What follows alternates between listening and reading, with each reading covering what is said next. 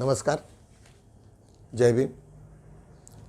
मी advocate doctor Siddharth Kamble, दैनिक बहुजन सौरभचा मुख्य संपादक. बहुजन Saurabh YouTube चॅनलमध्ये सर्वांचं स्वागत आहे. आज दिनांक 5 फेब्रुवारी. आज देशात विदेशात मोठ्या प्रमाणातल्या घडामोडी सुरू झालेले आहेत. दिल्लीचं तापमान जरी थंड असलं तरी उष्णता मात्र तिथे फार मोठ्या जोरात आहेत. भानुदास सुप्रीम कोर्टाचे एक वरिष्ठ वकील आणि त्यांच्या टीमनी संपूर्ण भारतभर जाऊन वेगवेगळ्या ठिकाणी वेगवेगळे आपले भाषणं सुरू केलेले आहेत. EVMवरती सर्वांचा जोश EVMवरती आहे आणि स्टॅटिस्टिकली प्रत्येक ठिकाणी लोकांनी हे प्रूव्ह केलेलं आहे की ह्यांची जी ताकद आहे ती EVMची आहे. बोगस वोटिंग लिस्ट आहे. मी त्यांच्या काही क्लिप्स तुम्हाला दाखवील आणि त्याच्यावरनं ह्या देशामध्ये काय काय सुरू आहे. आणि अनेक ठिकाणी आता EVMनी इतका मोठा भडका घेतलेला आहे की आता सामान्याच्या बाहेर आहे.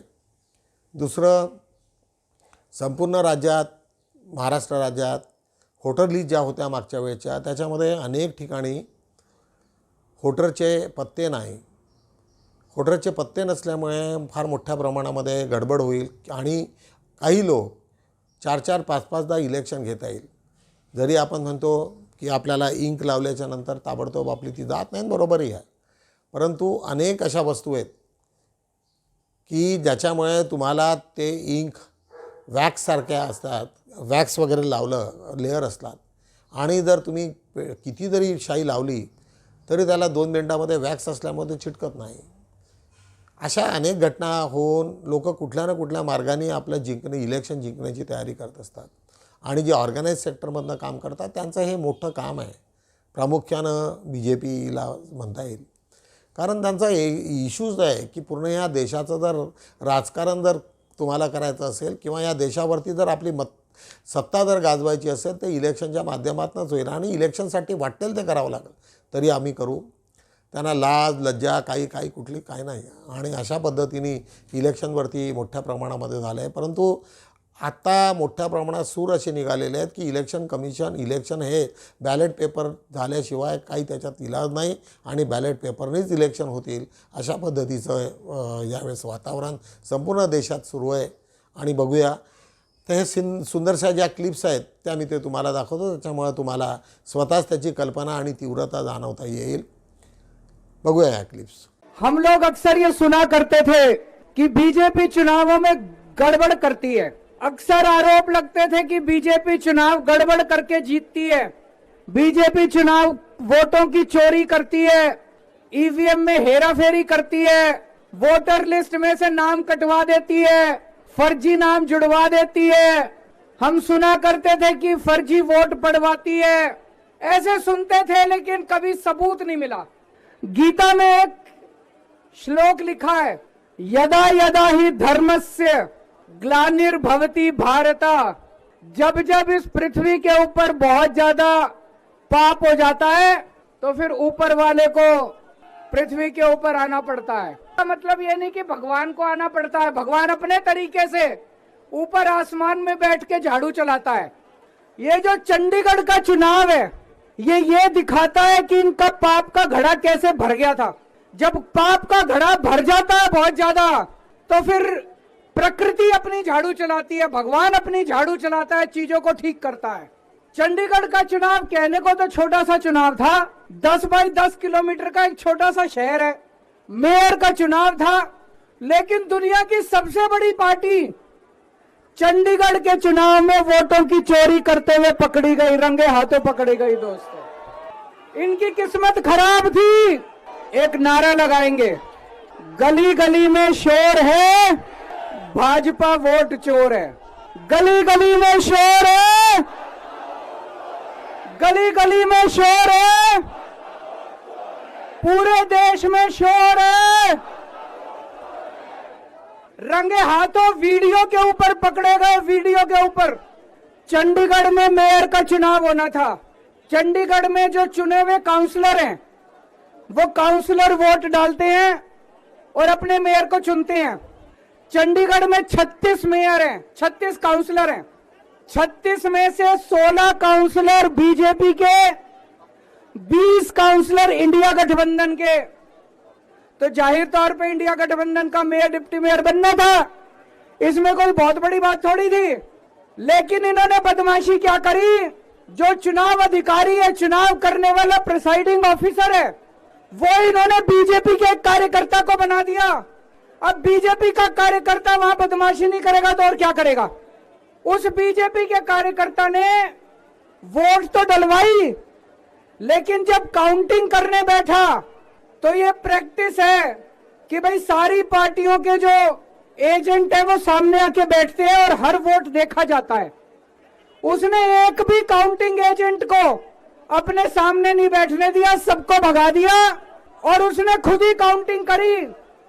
और काउंटिंग करते टाइम उसने इंडिया गठबंधन के 8 वोट उसमें गलत सलत निशान लगा के उनको इनवैलिड कर दिया। तो हमारे 20 वोट थे, 20 में से 8 इनवैलिड कर दिए, 12 वोट पड़े हमारे और उनके कहता है 16 वोट पड़े, सारे हमारे इनवैलिड हो गए। जैसे केवल हमारे वालों को ही वोट पे निशान लगाने नहीं आते, उनके वालों को आता है। अंदर से एक कर्मचारी ने हमें बताया है कि उनके भी 16 वोट नहीं पड़े थे, उनके 13 ही वोट पड़े थे। अब किसी को नहीं पता कितने वोट पड़े, किसी को नहीं पता किसके कितने वोट पड़े, काउंटिंग एजेंट तो था ही नहीं। और उस चुनाव अधिकारी ने नतीजे घोषित कर दिए कि बीजेपी का मेयर। जनता पार्टी ने 400 पार का नारा दिया है। वो 400 पार किस तरह से हासिल करने जा रही है, इसकी एक बानगी आपने चंडीगढ़ के मेयर इलेक्शन में देख ली होगी। पूरी तरीके से ये तय था कि इंडिया गठबंधन वहां पर मिलकर लड़ रहा था और पूरे तरीके से अगर देखें टेक्निकली और जो वोट्स थे उन सब के हिसाब से जो इंडिया गठबंधन था उसके पास 20 और जो बीजेपी थी उसके पास 16 वोट थे।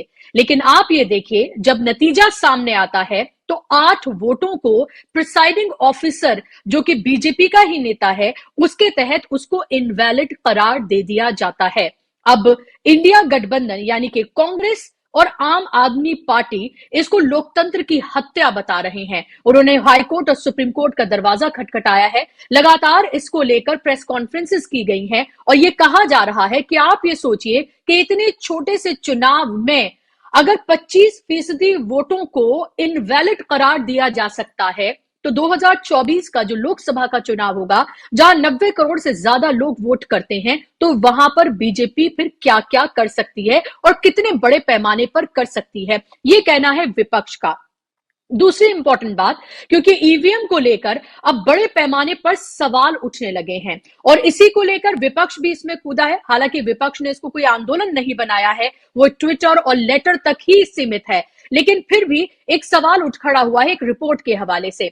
रणदीप सुरजेवाला का एक ट्वीट है जिसको मैं आपको पढ़ के सुनाना चाहूंगी, जहां पर उन्होंने लिखा है कि Bharat electronics limited, the company that manufactures EVM, has BJP office bearers and nominees as directors. Are EVM safe?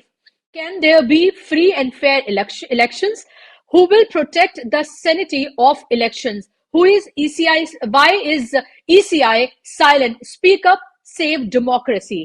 तो जो भारत इलेक्ट्रॉनिक्स लिमिटेड है जो कि ईवीएम बनाता है, जो असेंबल करता है, उसका जो बोर्ड ऑफ डायरेक्टर है उसमें जो 4 डायरेक्टर्स हैं यानी कि 4 जो लोग शामिल हैं वो भारतीय जनता पार्टी के हैं। और ऐसे में अब ये सवाल उठ रहा है कि आखिर ऐसा क्यों किया गया कंपनी की तरफ से, क्या कंपनी ऐसा कर सकती है और क्या फिर ईवीएम को लेकर एक बड़ा सवाल नहीं खड़ा हो गया। ईवीएम को लेकर लगातार सवाल खड़े हो रहे हैं, लेकिन अब ये रिपोर्ट आने के बाद सवाल और बड़ा हो गया है और यही वजह है कि विपक्ष ही नहीं बल्कि सिविल सोसाइटी के लोग, एडवोकेट इस सब सवालों को उठा रहे हैं।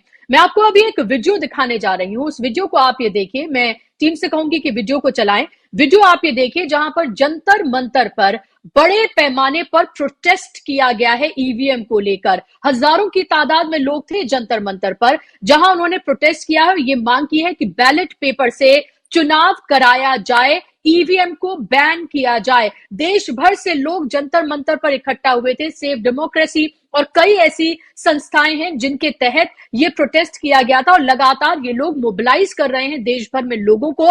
तमाम बड़ी बड़ी संस्थाएं हैं जो इनके साथ आई हैं और इन्होंने कहा है कि हम इस बार 2024 का इलेक्शन ईवीएम से होने ही नहीं देंगे, क्योंकि उनका कहना है कि अगर ईवीएम से चुनाव होते हैं तो फिर आप भूल जाइए कि बीजेपी को सत्ता से हटाया जा सकता है। बीजेपी 400 नहीं 500 पार का भी नारा दे सकती है। तो ये तमाम गंभीर सवाल उठ खड़े हुए हैं कि एक तरफ तमाम विपक्षी पार्टियां मुद्दे उठा रही हैं, सड़कों पर हैं, कम से कम राहुल गांधी सड़कों पर हैं, वो अपनी यात्रा निकाल रहे हैं और भी कई लीडर्स हैं जो लगातार सवाल सत्ता से इस तरह से पूछ रहे हैं। लेकिन अगर ईवीएम का खेल इसी तरह से चलता रहा, आपको याद होगा कि दिग्विजय सिंह ने भी लाइव आकर बताया था, एक टेक्नीशियन के साथ ये बताया था कि किस तरह से ईवीएम को हैक किया जा सकता है। तो ये सवाल लगातार उठ रहे हैं। सैम पित्रोदा ने भी इस सवाल को उठाया था। लेकिन सवाल ये है कि जो बड़ा आंदोलन हो रहा है, जिसकी तस्वीर आप देख रहे हैं जंतर मंतर पर, क्या इसमें बड़ी तादाद में लोग जो विपक्षी पार्टियां हैं क्या उनका साथ देती हुई नजर आती हैं? क्योंकि यह आंदोलन तभी बड़ा और हो सकता है जब राजनीतिक पार्टियों की ताकत भी इसके साथ जुड़ जाए। इसी पर नियमित ठरल्याप्रमाणे आज आपण दरवेळेस बुद्धाची एक क्लिप दाखवत असतो। एक सुंदरशी क्लिप आहे। भगवान बुद्धत्व प्राप्त झाल्यानंतर ते एका विहारात राहत असतात, ते सर्वांना माहिती आहे। यशोधरा मात्र ती जात नाही अनेक ठिकाणी कुठल्या ना कुठल्या ह्याच्यानी, आणि मग शेवटी तिने आपलं मन बनवत असते की कुठल्याही याच्यामध्ये आता मी गेलं पाहिजे। आणि तिला जाण्यासाठी त्याची जी हिची सिद्धार्थचा चुलत भाऊ असतो आणि त्याची वहिनी असते, ह्या दोघांनी शेवटी मग ते खूप चेंज झालेले असतात आणि त्यांना असं वाटते की देवदत्त हा अत्यंत काहीतरी भयानक काहीतरी करेल आणि तो सातत्यानं यशोदेच्या मागे लागलेला असतो आणि कुठल्याही परिस्थितीमध्ये तो यशोदेला सोडण्याच्या विचारात नसतो आणि तो सहनच करत नाही। सुरुवातीपासून लग्नापासूनच तो यशोदेवरती अतोनात प्रेम करतो आणि त्या प्रेमापायी ज्यावेळेस त्याला कळते की यशोधरा नाही ह्या महालात आणि जे त्याच्या तुफान उठते त्याच्या डोक्यात आणि त्याच्यातला जो विद्रोह आहे तो तुम्हाला या व्हिडिओच्या मार्फत दिसेल। अत्यंत सुंदर व्हिडिओ आहे। तोपर्यंत मग यशोधरा बुद्धापर्यंत पोहोचून गेलेली असते। अशी ती सुंदरशी कथा आज तुम्ही घेऊन येतो आहात आम्ही। यशो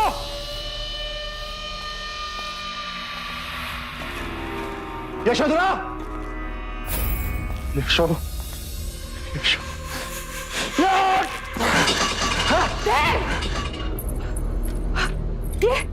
ये क्या पागलपन है देव? पूरे महल को तूने क्यों सिर पे उठा रखा है? पूरे महल में खोज लिया मैंने, यशोदा कहीं दिखाई नहीं दी। यशो तुझे महल में तो क्या पूरे कपिल वस्तु में नहीं दिखेगी। कहाँ गई यशोधरा? नहीं बताऊंगी। मेरे धैर्य की परीक्षा मत लेना। मैं जानता हूं तुझे पता है यशोधरा कौन है। बता दे मुझे। हाँ मैं जानती हूँ और मैं तुझ जैसे पापी को कभी भी नहीं बताऊंगी। बता दे माँ, नहीं तो तू जानती है मैं क्या कर सकता हूँ। बता दे माँ।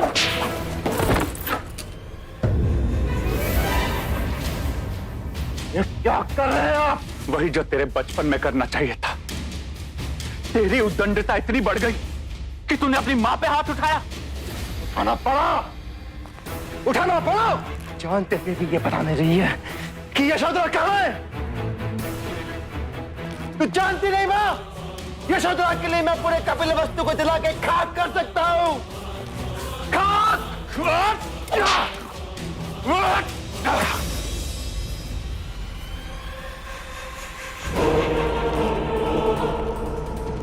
चाहे कुछ भी कर लो, कुछ भी, यशोधरा को मैं पाताल से भी ढूंढ निकालूंगा।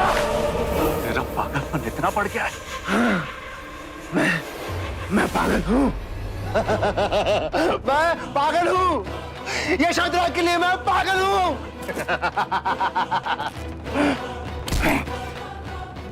आखिरी बार कह रहा हूं, आखिरी बार ध्यान से सुनो। यशोधरा को मुझसे कोई नहीं छीन सकता, कोई नहीं छुपा सकता। और सिद्धार्थ को मुझसे कोई नहीं बचा सकता, कोई नहीं। देवदास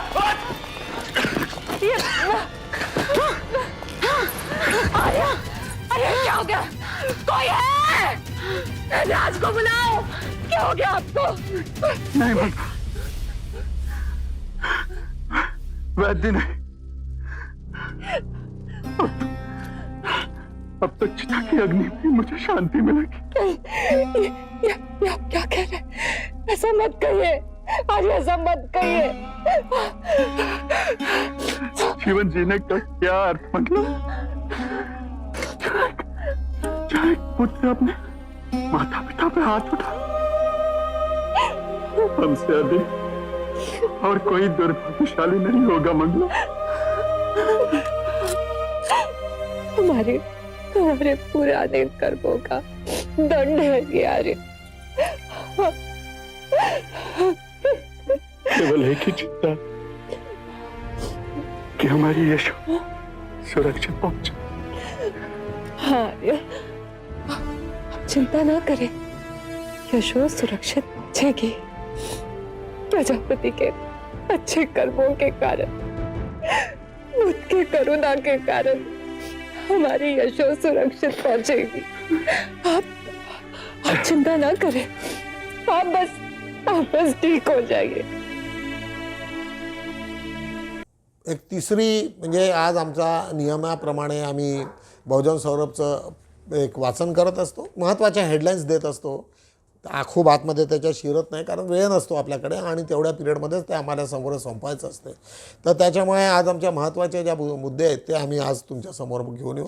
आजची आमची हेडलाईन जी आहे, महात्मा ज्योतिराव फुले यांना भारतरत्न देऊन खाली का आणायचे, छगन भुजबळ यांची एक म्हणणं आहे।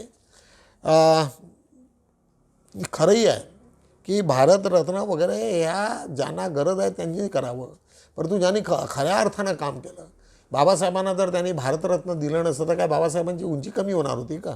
किंवा भारतरत्न दिल्यामुळे काय त्यांचा सन्मान खूप वाढला असा नाही आहे। जागतिक लेवलवरती जो सन्मान त्यांना मिळायचा आणि जो मिळत आहे आणि सातत्यानं वाढत आहे, त्याच्यामुळे भारतरत्न हा आता एक जोक झालेला आहे। भारतरत्न आता लालकृष्ण अडवाणींना देत आहे। आता तुम्हा सर्व लोकांना माहिती आहे की त्याच्यावरती क्रिमिनल केसेस सुरू होत्या बाबरी मस्जिदला पाडण्याच्या संदर्भातल्या आहे, आणि काय काय झालं, कसं कसं केलं, आणि फक्त एका समाजाला खुश करण्यासाठी त्याला भारतरत्न देण्याचं ऐलान, म्हणजे काय भारतरत्न काही मजाक लावलेली की काय, अशा पद्धतीचं ते सुरू आहे। त्याच्यामुळे आजची ही बातमी महत्त्वाची आम्ही समजतो। मोदीच्या ड्रीम प्रोजेक्टचा खोडा, आज जो काही त्यांना अडचणी निर्माण झालेल्या आहेत, त्या गुजरातमध्ये त्यांना जी बुलेट ट्रेन सुरू करायची होती, ती बुलेट ट्रेनची जे काही पैसे होते ते त्याच्यात कुठल्या तरी टेक्निकल इश्यूमध्ये पुलं बांधण्याच्या याच्यामध्ये म्हणजे पश्चिम रेल्वे आणि तिथले ते नवीन जे बांधकाम करणारे त्यांच्यामध्ये हा मोठा एक पेच निर्माण झालेला आहे। त्याच्यापासून 2023 पासून ते काम बंद असल्याचं ती बातमी आज आम्ही घेतलेली आहे। महाराष्ट्रात 13,000 अंगणवाड्यांना केंद्राची मान्यता, स्मृती इराणी यांचं हे आहे। आज कराड इथे स्मृती इराणी होत्या, त्यांनी ते ऐलान केलं। वादातून मोटरसायकलीवरून जाणाऱ्या चौघांना कारने दिली धडक, नागपूरची बातमी आहे। केजरीवालापाठोपाठ आप मंत्र्याच्या घरी दिल्ली क्राईम ब्रांचची धडक, आज केजरीवाल त्यांना सापडत नाही किंवा त्यांना पकडून नाही राहिलं किंवा केजरीवाल सरेंडर होत नाही, त्याच्यामुळे त्यांच्या जे कोणी त्याचे सहकारी आहेत त्यांच्या घरी ईडीच्या धाडी।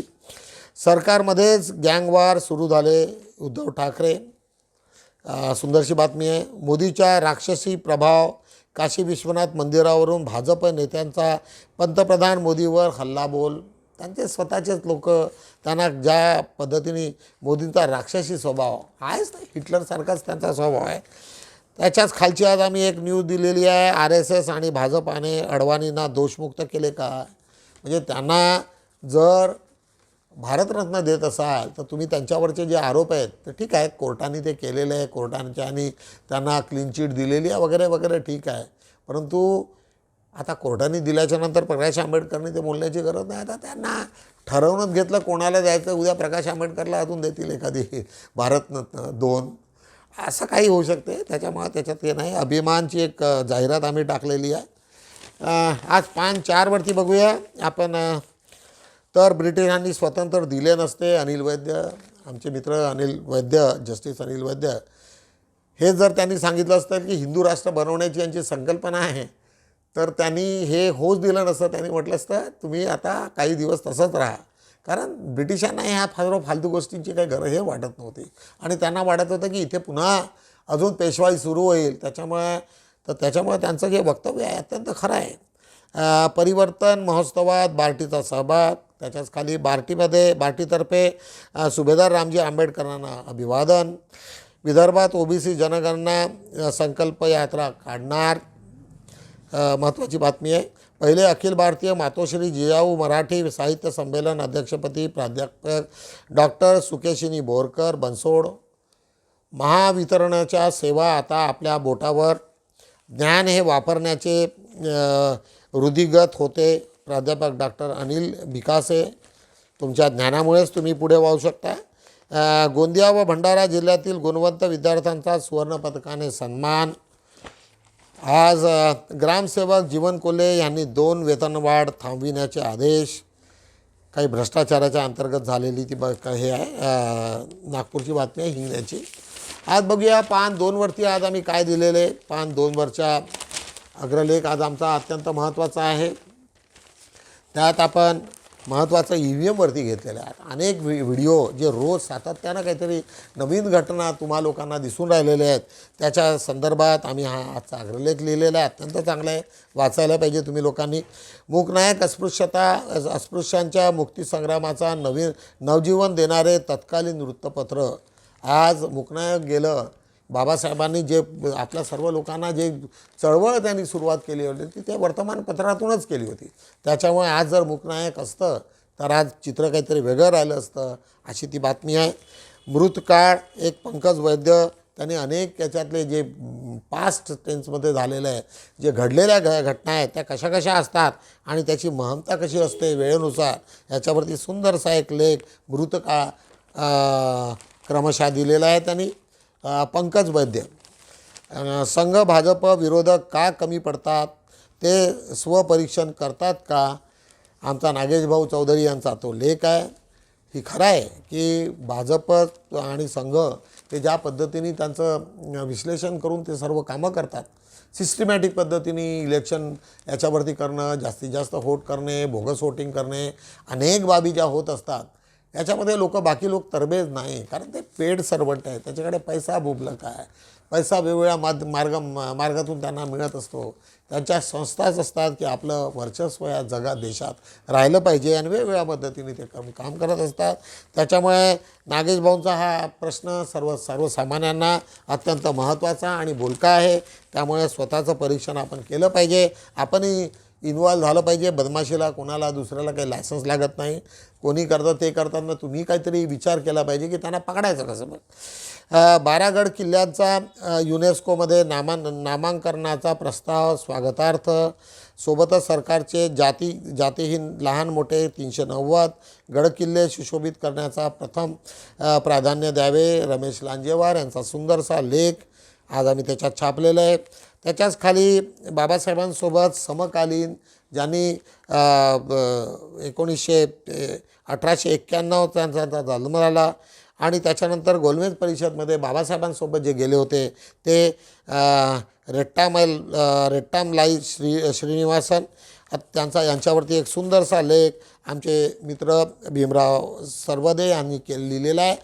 आणि तुम्हा लोकांना आठवण झाली पाहिजे म्हणजे बाबासाहेब एकटे नव्हते, त्यांच्यासोबत अनेक त्यांचे सहकारी कशा पद्धतीने ते लोकांना मदत करत होते आणि बाबासाहेबांना मदत करून त्यांनी कुठपर्यंत त्यांना मदत केली आणि कशी केली हे आम्हा लोकांना माहिती असणं गरजेचं आहे. आज त्याच्याच खाली आम्ही कायदा भ्रष्टाचार वाढविण्यासाठी की आयुष्यापासून उठविण्यासाठी आज एक जे करप्शन्स आहेत करप्शनवरती लिहिणारे आज आमचे मित्र भीमराव गोटे यांचा सुंदरसा लेख आज आम्ही त्याच्यात दिलेला आहे. त्याच्याच खाली ॲडव्होकेट महेंद्र गोस्वामी यांचा सुंदरसा लेख, भाष्य अध्यादेश नव्हे तर हा सरकारचा वचननामा, अशा पद्धतीचा एक मराठा आरक्षणावरती सुंदर एक लिखाण त्यांनी केलेलं आहे. अशा पद्धतीने आम्ही आज बहुजन सौरभचे 4ही पानं संपवलेले आहेत. मी तुम्हा सर्व लोकांना पुन्हा सांगेल की ही वेळ अत्यंत महत्त्वाची आहे. आंबेडकरी समाजाने जे कोणी आमचे हे असाल व्ह्युअर्स असाल त्यांनी कमीत कमी आपल्या सर्व लोकांना या घटनांबद्दल चौकशी सांगावं आणि पुन्हा एक अत्यंत महत्त्वाचा एक नंबर तुम्ही लिहून घ्या. त्याच्यावरती EVM हटावसाठी एक सुंदर एक तुम्हाला मिस कॉल द्यायचा आहे. तो मिस कॉल दिला की आपोआपच तुमचं त्याच्यात समर्थन आहे अशा पद्धतीचं होईल. तो मिस कॉलचा नंबर लिहून घ्या 9667772062. ज्या लोकांनी लिहिला नसेल तर त्यांनी माझा व्हिडिओ याच्यातनं पुन्हा बघता येईल. 9667722060 या पद्धतीने तुम्ही त्याच्यावरती मिस कॉल द्या. तुम्ही अनेक लोकांना सांगा की मिस कॉल देऊन EVMच्या माध्यमातून EVMला हटावच्या माध्यमातून जनजागृती होणं अत्यंत गरजेचं आहे. तुम्ही सर्व लोक त्याच्यात सहभागी झालंच पाहिजे.